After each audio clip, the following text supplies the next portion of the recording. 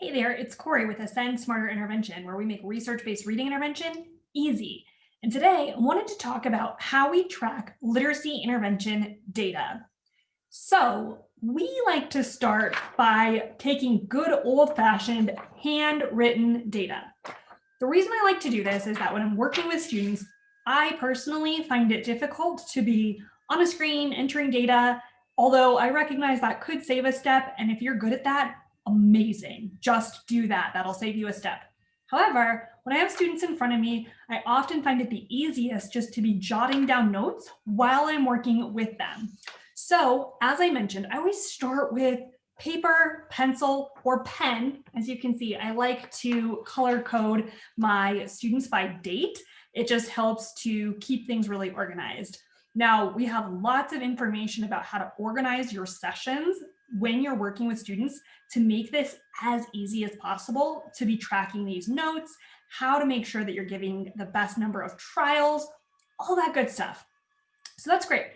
But then once you have this data, we need to find a way to either take this from a nice organized fashion or even sticky notes if that's how you're doing it, which is totally fine too, and putting it into a nice digital format. So I'm going to share with you how we do that. So here's our digital data tracking tool, and we're going to give you access to this. If you don't have something like this, don't worry about it. Easy peasy, you can just use ours. So I have a group that has 3 students in the group. So essentially what I've done here is I've given them all little nicknames that basically is just their first name and then the last 3 letters of their last name. Now, you can organize this however you want. You can put their full name, really doesn't matter as long as you're not sharing it and potentially violating their confidentiality or their privacy. So what you'll do is once you have your paper version, you can essentially move into the digital version and you can figure out where these skills make the most sense. Now, if you're taking literacy data and you were with us before, you know that we believe in taking big picture data. So this would correlate to the 5 core components of literacy: phonological awareness, phonics, reading fluency, vocabulary, reading comprehension, and then we always throw in writing too, because reading and writing are reciprocal processes. So that's our big picture data. Then each of these individual pieces within here are our more granular data. So we have tons of information about what's important with each of these. But I already have students who have previously identified goals as part of their IEP, as part of the work that they're doing with me. So these are the goals that we would primarily see having students be tracked under. Now, we also have this amazing goal bank. If you don't have goals already, you can use them and they will just align perfectly to this, which is amazing. So, for example, for this particular student, she had her first trial, which in this case was in December, of auditory discrimination, and she got 2 correct out of the 5 trials that I gave her. So that was 40% accuracy, which is below target. For me, I want students hitting at 90% or better overall. So with overall performance, I want 90% or better to show mastery. So that's what I'm looking for here.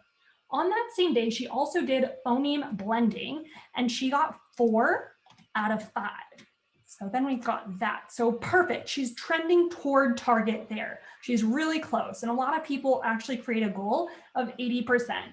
80% is okay, especially if you're looking at, 80% in 4 out of 5 trials. Something like that is pretty good. But if you're looking at overall percentage, I would say 90% because that's where students are showing you true mastery over time. Perfect. She also did phoneme segmenting. And oh my, this was a little bit harder for her. She has a hard time. This is really impacting her spelling, and her performance was there.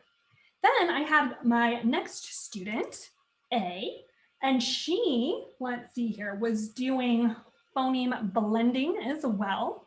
And she had 4 out of 5, which is great. And she had 5 out of 5, 5 out of 5 here. Now, granted, you can give as many trials as you need. And the great thing about this type of data tracking is that no matter how many trials you give, it's going to basically format in the way that you need that to work. So let's see here. She may have days where she's on, she may have days where she's off.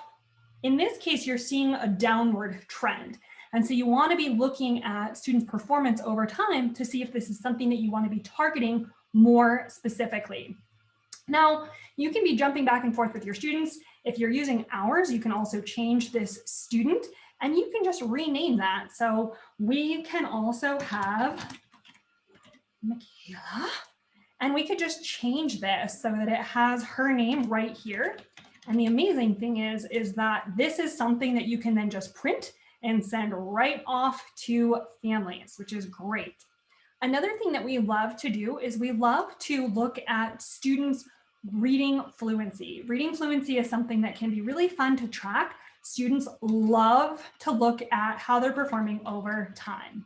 So in this case, if Michaela, for example, had 34 words correct in 1 minute, and she had read 40 words total in that minute, we're getting a percent accuracy, so we can know what her accuracy percentage is, as well as we are getting a graph to be able to see where her score is at. Now, granted, this is the only time she's read this, so let's go ahead and take a look if we change this over time. So let's say she starts to improve, maybe that percent accuracy can start to jump up a little bit, which is always what we're looking for. We definitely want time to be increasing, but more importantly, we want students to be improving their accuracy over time. So what we're looking at here is we're looking at her percent accuracy with her reading. And then down here, we're looking at what her time is doing over time. So obviously trial 6, not super important. She hasn't been given 6 trials. So no big deal there until we get to the end. But that's going to be an amazing way to track data and be able to share data with families. The other thing that you can do is you can even change your goals so that it matches what your specific goals are. So, for example, if you don't have a goal around the sound drill, but instead you have how many closed syllables are they reading, you can go ahead and just change that. And you can say they got 7 closed syllables out of 10. Then they got 6 out of 9. You can just look at what this does over time and you can see whether your students are on track or whether they need additional support. Red would mean they need additional support.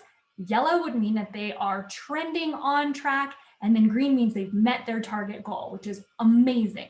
So we're going to share this with you. We have written instructions, but this is a great way to track data digitally and a great way to share information with parents during PLC meetings, with administrators, with colleagues. This is so fantastic to be able to show what's happening over time so that there's no surprises when it comes time for IEP meetings or progress monitoring updates or anything like that.